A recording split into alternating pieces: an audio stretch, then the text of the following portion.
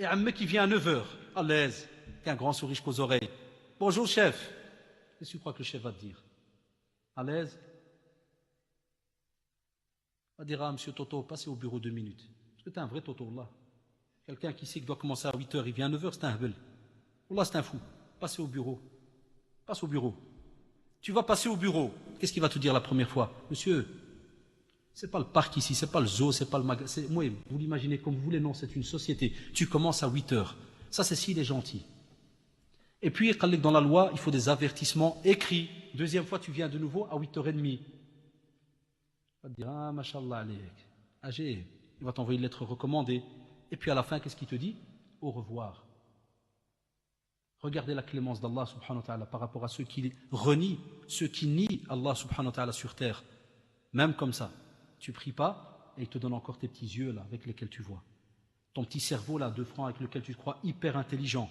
Tes petites oreilles, que si tu les nettoies pas, tu n'entendrais plus rien. Tes petits pieds, et ainsi de suite. Il te donne un tas de bienfaits. Et toi-même comme ça, c'est comme si tu lui fais comprendre que c'est tout à fait normal qu'il te les donne.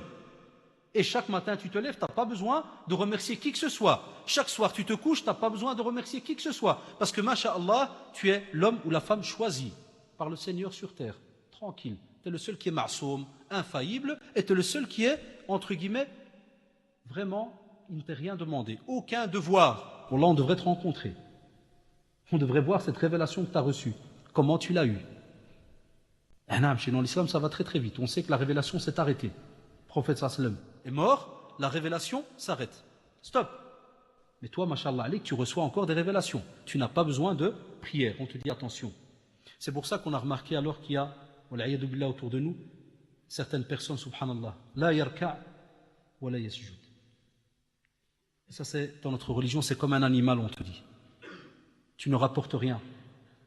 Aucun recours, aucune prosternation, aucune inclinaison, rien. Et certains, subhanallah, yuqaddim wa yu'akhir, comme disait un savant. Soit ils prient tout le temps en retard, soit il y en a qui nous le disent, je ne savais pas que Dor c'était à 12h30, je prie à midi. Et il le dit, tu sais, comme si à l'aise, tu pries à midi. Mais khair nashat, l'affaire est grave, tu n'as pas prié. Et si tu le fais en rigolant, wallah, il y en a qui te traitent de kafir de nouveau, parce qu'il te dit, tu rigoles des règles d'Allah subhanahu wa ta'ala, tu dois prier à l'heure. Ce n'est pas toi qui fais la religion. Imaginez-vous. Et comme vous le savez, il y en a, et c'est dommage, ils sont très peu. Ils remplissent les mosquées. Tu les trouves à la prière de l'Fajr, tu les trouves à la prière de l'Isha, et on va en parler plus tard. Tu les trouves tout le temps en train de courir après la prière. Arihna biha ya Bilal.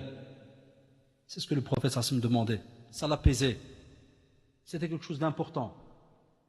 Si le prophète sallam comme il demandait à Bilal radiyallahu anhu de faire l'appel à la prière parce que c'était l'heure et ça l'apaisait et que c'était un bénéfice. C'est le prophète sallallahu alayhi wa sallam. Il a le paradis. Et toi, tu as reçu quoi? Un fax? Qu'est-ce que tu as reçu? Comment ça se fait que toi, ça ne te donne aucune raha, aucun repos? On dira, j'ai jamais dit ça. Mais si. Mais si, tu ne veux pas y aller. Pourquoi? Tu devras répondre à ces questions. Il est préférable d'y répondre sur terre que dans l'au-delà. C'est trop tard à ce moment-là. Et aller voir.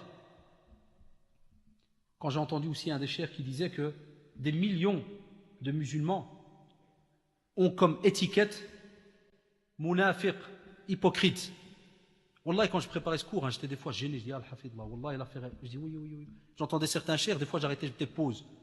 On dit, c'est trop dur. Je dis, wallah, al-hafidullah, tout le monde est kafir alors. Il dit, si jamais on se base sur la tradition que normalement, parmi les signes de l'hypocrite, on ne le voit pas à la mosquée, à la prière de l'Fajr et à la prière de l'Isha, qu'est-ce qu'il dit? Des millions de musulmans sur terre doivent normalement porter l'étiquette de quoi? D'hypocrite. Ils ne vont pas à la mosquée. Alors j'ai dit dans ma tête, Allahu Akbar, si ceux-là sont traités d'hypocrites, et ceux qui ne prient pas, alors on les appelle comment? Tu reviens de nouveau à la base. On reparle de nouveau de ce mot très grave, le kufr. Les créances, voilà, adouillah. Lakin, il y a quelques semaines, j'étais avec des frères, ils sont témoins, subhanallah, on a été prié dans une mosquée qui se trouve, wallahi, face à un café. Une mosquée face à un café. Un café de Golgoth, de Khorotos, juste en face, direct. Et wallahi, pendant qu'on priait, il y avait des cris. Parce qu'il y avait un match. éliminatoire. Des cris, ya ikhwan, wallahi al-adim. Voilà notre communauté. Et c'est pour ça que des fois on est un peu pessimiste quand ils viennent te casser la tête. Ouais, cher frère, il faut aider la Palestine. Va aider c'est toi la Palestine. Toi, t'es la Palestine, toi. Et toi d'abord, toi. La Palestine, Allah, elle a besoin de toi dans cet état-là. Tu pries pas, tu viens avec 1 euro là. Elle n'a pas besoin de ton euro. C'est toi la Palestine. En train de crier pendant 1 heure dans un café. Et l'imam, qu'est-ce qu'il dit? Allahu Akbar. Et toi, tu lui dis Al-Koura Akbar. Wallahi al-Adim. Sami Allahu liman hamida. Et toi, tu dis ouais, à l'aise. Viens de marquer. Regarde comment tu réponds à chaque phrase. Et comme ça, on a prié. Un point, on a même dit avec les frères, quand on est sortis, on dit Wallah, on devrait peut-être recommencer la prière. Ils n'ont pas quitté le café. On a dû après écrire une lettre parce que tu sais bien, nos frères, qu'Allah les guide. Si tu as le malheur d'entrer dans ce café, leur dire Ya ikhwan, taqullah, taqullah. Allah yarhamkum wa comment vous pouvez être billah, stone, pété à ce point-là que tu entends Allahu Akbar et tu restes, wallahi, 5 mètres s'il fallait traverser la rue. Moi, j'étais un mjnoun. Je pense que certains, par orgueil, pourraient peut-être nous frapper. On a dû écrire une lettre. Regardez où est-ce qu'on est arrivé. Ad-din nasiha. On était censé se conseiller. On a dû écrire une lettre. Et il a passé en dessous de la porte. Pour que ces messieurs, demain, daignent prendre la lettre et lire quoi? Cher frère, prie avant qu'on le prie sur toi. Voilà notre état aujourd'hui.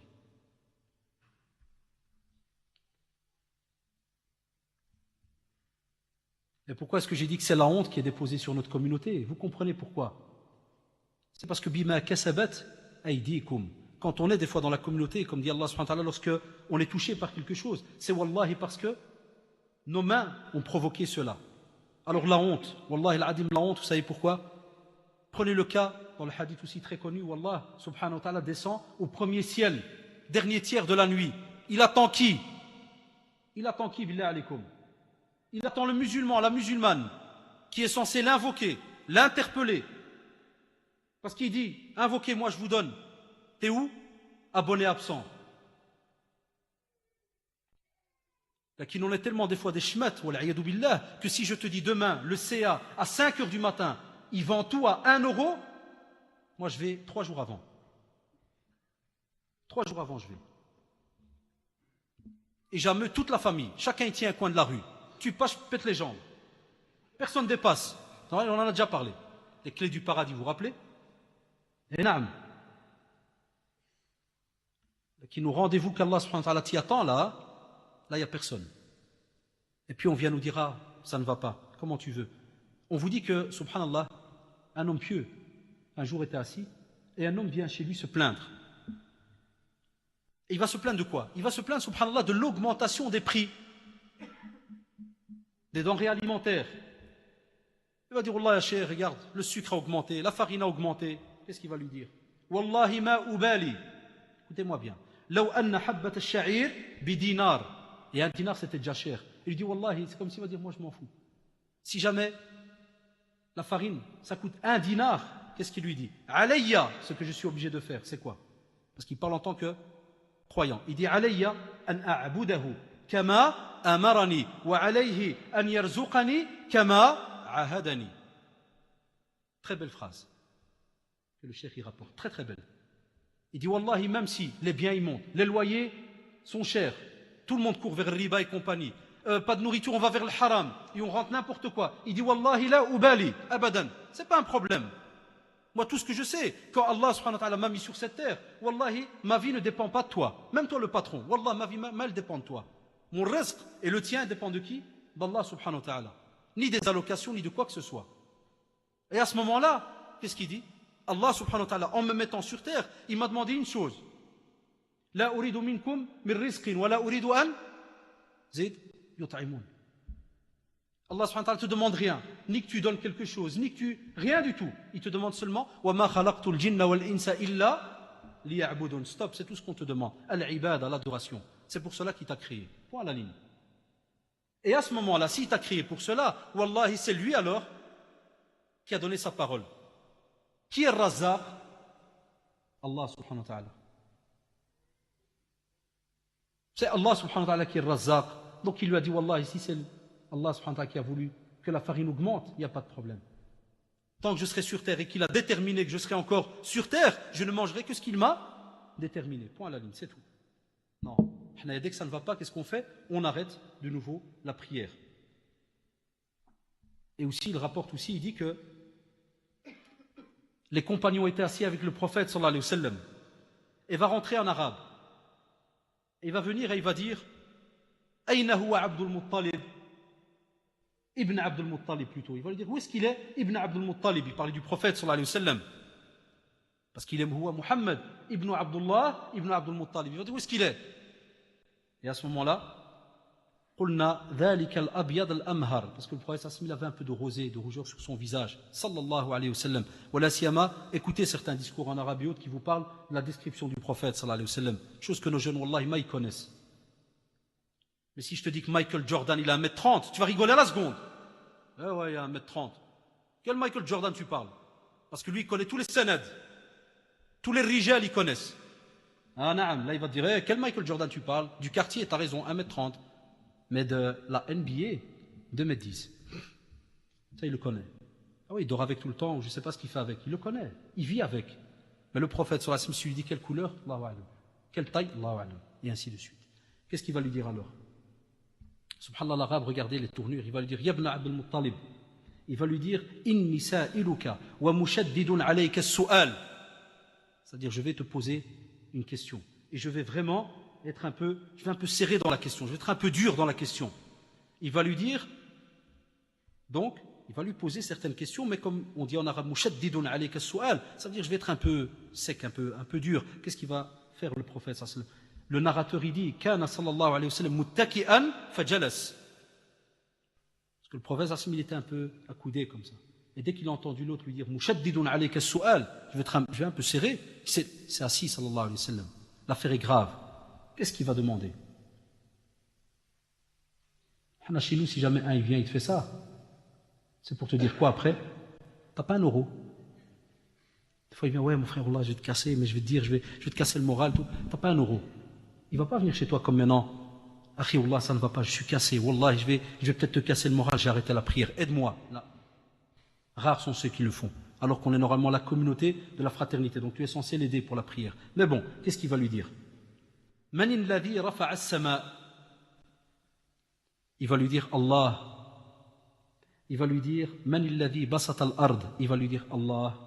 Il va lui dire Man illadhi nasab al-jibal. Il va lui dire Allah subhanahu wa ta'ala. Il va lui dire alors à ce moment-là, regardez, il va d'abord lui poser des questions par rapport à la grandeur d'Allah subhanahu wa ta'ala, le pouvoir d'Allah subhanahu wa ta'ala, comme pour lui attirer le prophète sallallahu alayhi wa sallam à ce que la réponse qu'il va lui donner, le prophète doit savoir qu'effectivement il parle au nom d'Allah subhanahu wa ta'ala. Mais comme vous le savez, le prophète sallallahu alayhi wa sallam est le plus grand des éducateurs, le plus grand des psychologues.